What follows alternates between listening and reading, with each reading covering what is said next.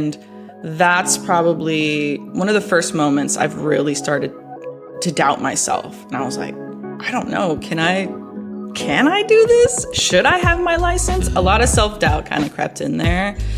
And I had to work through it. I just had to force myself to go up and to work through it. And it took a minute, honestly, to get through that. But I would say that was probably my first really big moment of doubt. Yeah.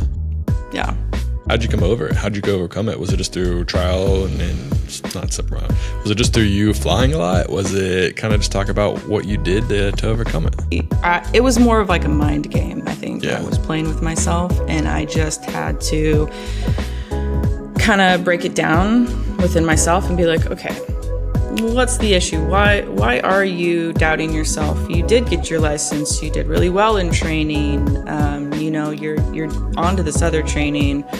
And I just thought about, okay, I think I'm just psyching myself out. So it was a lot of mental back and forth, just like fighting with myself.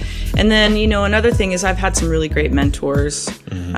And then, of course, my stepdad being one. He then was like, he just kind of worked with me and worked through that. And he was like, well, hey, let's go up together and you tell me, what's stopping you? What's getting in your head? And so when we would go up together, I would fly and, everything was fine. Everything was perfect. I was fine. There was never anything wrong or sketchy. I wasn't flying bad. It was literally just all in my head.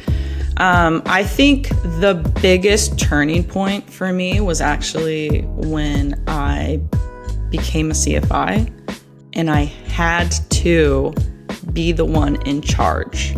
I was no longer having these mentors or whatever it was flying with me or, me flying alone and figuring out. It was more, okay, you're in charge of 2 lives right now, yourself and the student, and they can really screw it up for you and you guys could go down. So it forced me to just abandon all of that. Yeah. And it clicked. And I was like, oh shoot, I can do this.